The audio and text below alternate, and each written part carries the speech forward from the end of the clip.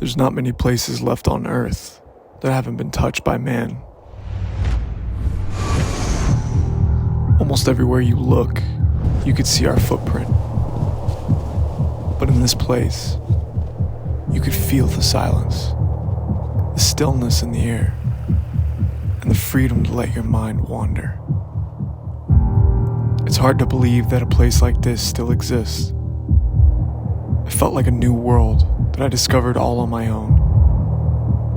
I couldn't help but to feel like we were not meant to live and grow old in one place for the rest of our lives. But we were meant to thrive outside of normal, outside of our habits and programs that we've created for ourselves. And in this place, I felt like I could become whatever I wanted.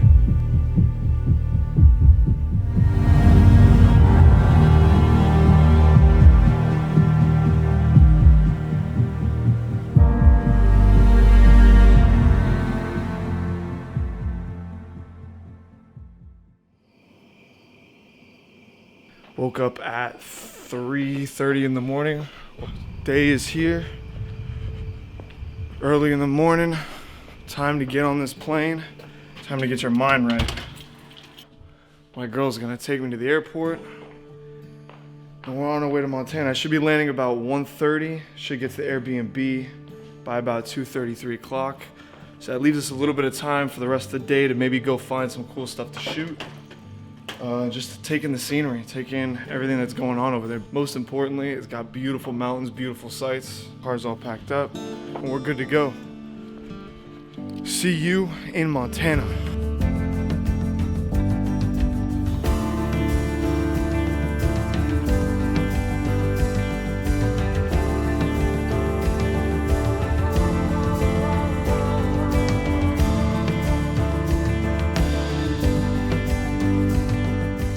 We just landed in Montana. Beautiful, beautiful scenery flying out here. The airport itself looks like one big giant cabin. I've literally never seen anything like this before. It's gonna be an adventure. We're ready for an adventure right now. We'll see you outside when we get that rental car.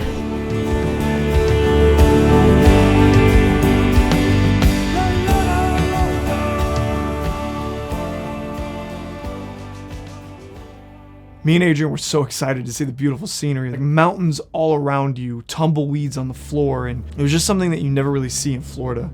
And as we were driving up the mountains, we saw this beautiful river surrounded by trees. So we pulled over and we got out our cameras and we just started filming everything that we saw.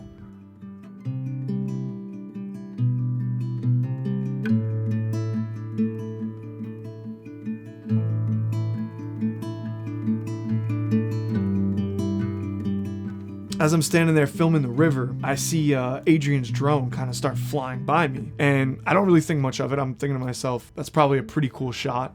All of a sudden, I hear this like loud crack, like branches falling, and this loud cracking sound.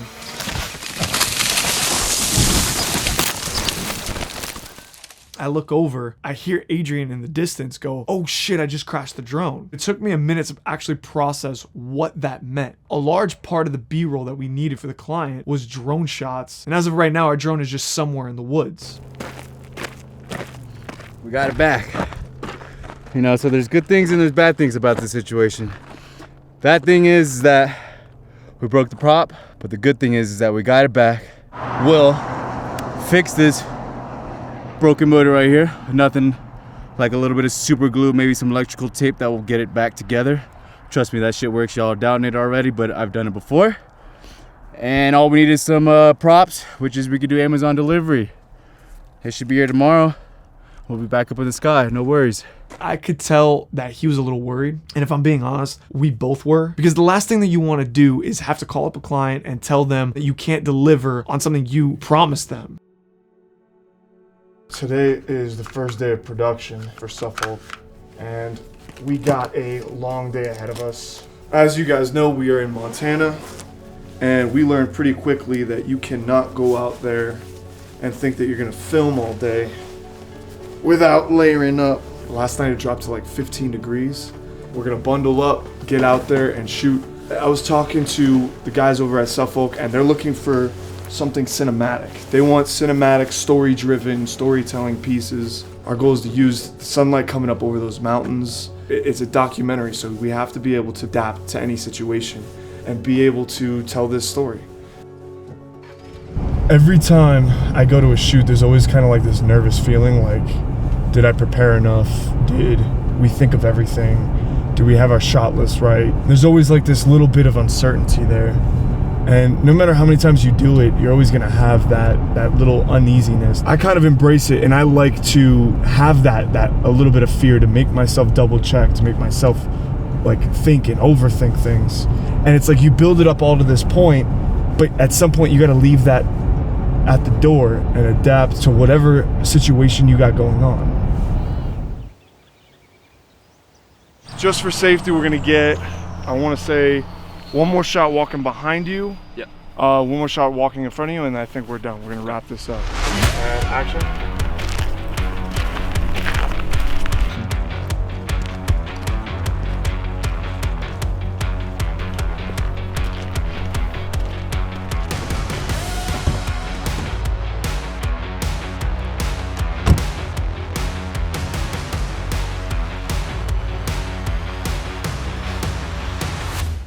We are on site with Soulfolk. Now we're about to get to the fun stuff, the drones.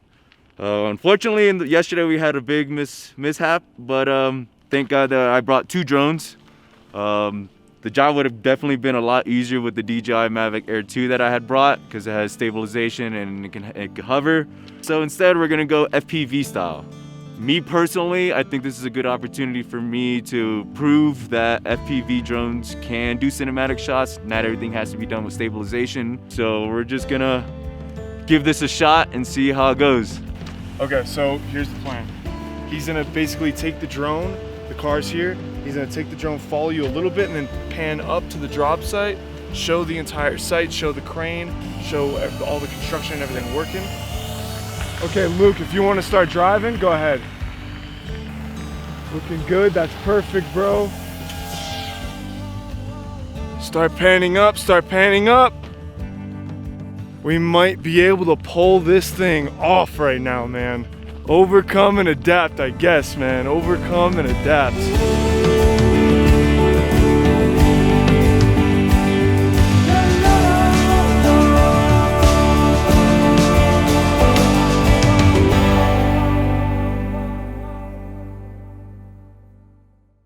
So we just got done with our first full day of filming the Suffolk project, and we pulled over, we saw this mountain, we had to just stop. This is literally what this profession is all about, is taking a minute, you finish a project, and then do something you enjoy. Stop, pull over, take in this beautiful scenery that you're probably only gonna see once in a lifetime.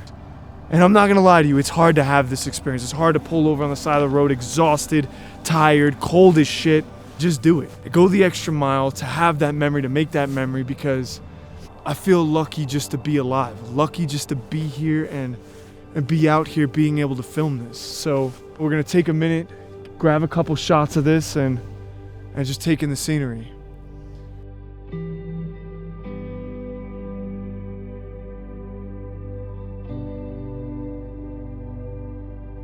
It's nice to be able to come to Montana and come out here and get away from the daily grind, the routine.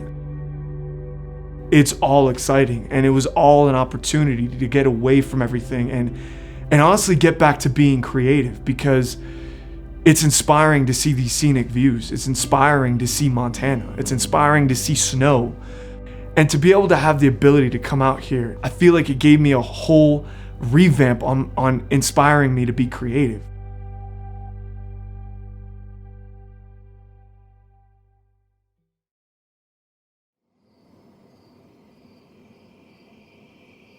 So we're back here in the Airbnb. We needed to get the drone back up in the air, but we think that'll get it back in there. So what we used is pretty much the simple everyday Gorilla Glue and some electrical tape.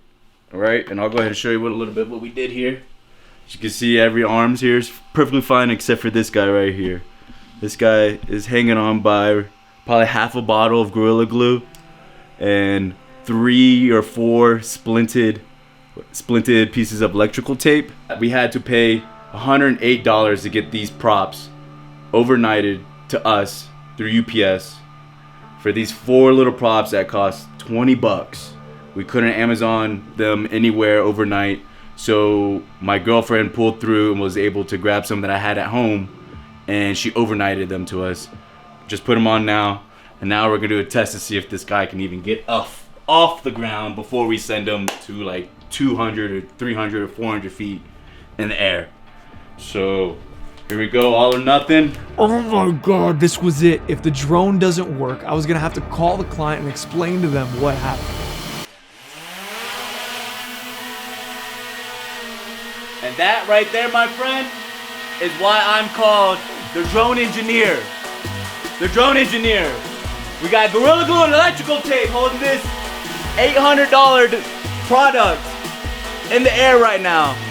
And now, tomorrow, we're gonna put it and send it 400 feet in the sky to get some sick shots that we've been wanting to get with it.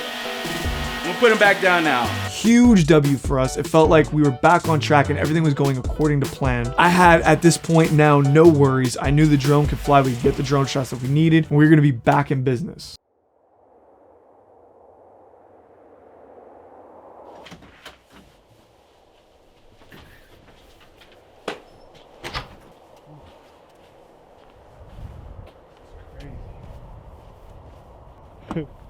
Oh my God, man.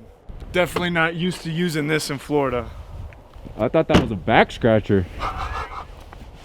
Look at this. This is crazy, man. People are gonna look at me and be like, dude, you're not even You're using doing it right. wrong. You're doing it wrong. All the comments are gonna be like, bro, you messed up, but whatever, man. We're some Florida boys out here.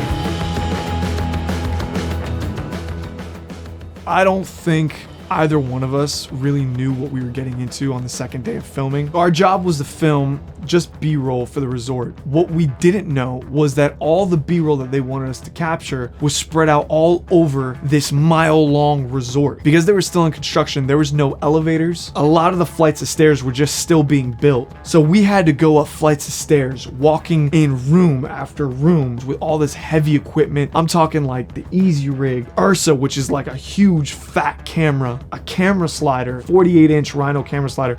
We're walking around with all this stuff, going to locations that were like almost a mile apart from each other. One end of the resort to the other end of the resort, and because there was no real point of contact, they're in the middle of construction, so there's people running around doing things all over the place. We had to just ask people where we were going. We were insanely exhausted. I'm tired, man. I ain't gonna lie to you. It was a long day today, even longer than yesterday. You start giving yourself a way out and you're like, maybe just take it easy tomorrow. Maybe don't go and look for some crazy adventure where you know you're gonna put yourself and your body through the test again. And then I go back to that feeling that I know I don't want. And that feeling is regret. That feeling is going back home and realizing I did not give it my all. So tomorrow, we're gonna wake up at 5 in the morning. We're gonna pack as light as possible. We're gonna pack only the essentials. A couple of lenses, minimal batteries, only take what we think that we're gonna need for the few hours that we're gonna be out there. And as hard as it's gonna get, as hard as it's gonna be, we're gonna go out there and push our limits.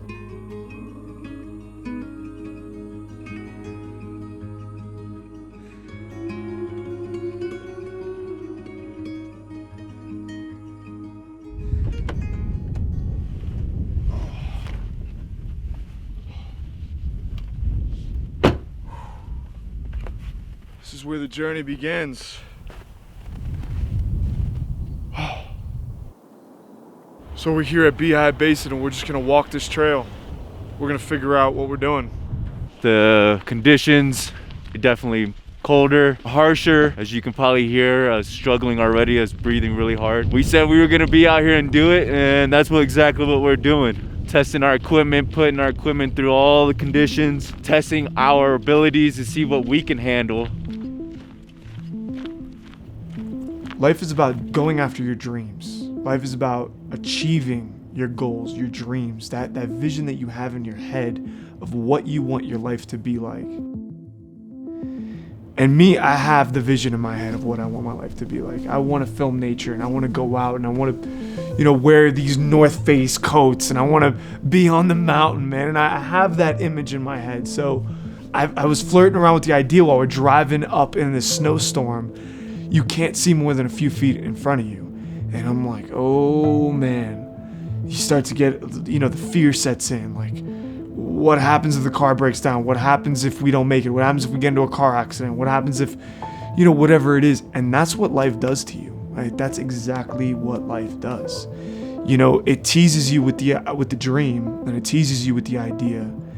And then it throws nothing but havoc and roadblocks and all kinds of madness and chaos in front of you. And you have the idea and you have the option to either keep going down that road or to stop and turn around and let that dream die. And that's something, I think, for me, that scares me more than death itself. That's something that I think, to me, is worth risking it all.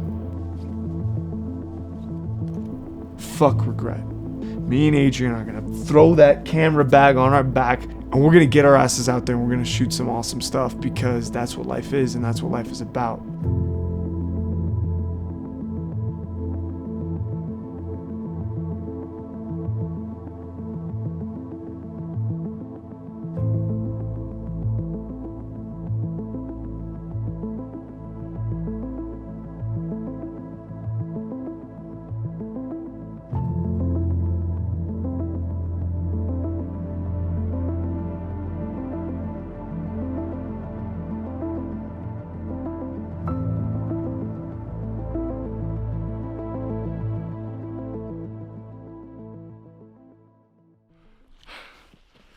Oh my God. This is tough. I'm not gonna lie to you. This is tough. I could barely hold up this camera. We're exhausted. We definitely had some mishaps. Batteries are dying left and right. I think that, coming here and flying here on the plane, I was thinking to myself, I was like, okay, what are the things that you want to do? You want to make sure that you do a great job for the client. You want to make sure that you nail all the shots and everything that it is, all the pre-production that you talk to them about and everything that you plan for. You want to make sure that you deliver on that. That's a given. And then the other thing that I was thinking of on the way over here, I was thinking to myself, I was like, man, I really want to do something, and I really want to see something that is incredible. Almost at the top. Almost there. Do you see that insane view behind me? It's just incredible, man. This was tough, man. I can't even imagine climbing Everest. The fact that we went through carrying, I don't know, man, probably like a 20-pound bag on your back, hiking in like shin-deep snow, like shin-deep. I was getting ice. My whole arm was icy. And we caught moments, we stopped probably about 15 times. We looked at each other like, yo, you good?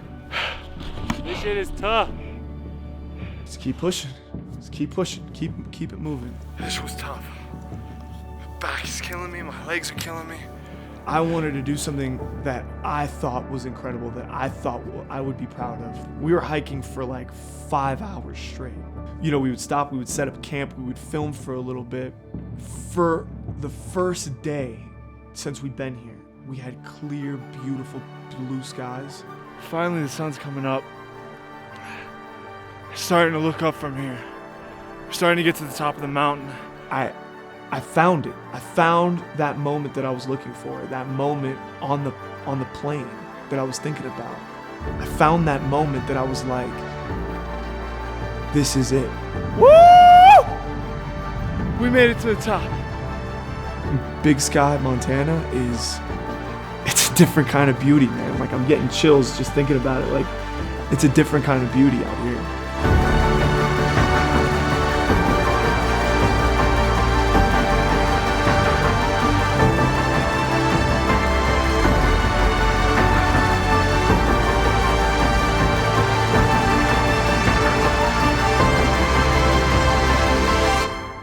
View behind us. It's incredible, man. You can't I mean, you gotta pay for it. It doesn't come for free. And you have to get out there and you gotta actually do it, and it was tough. And there was definitely some moments where I was like questioning whether we should go turn around, but that right there, that's all worth it.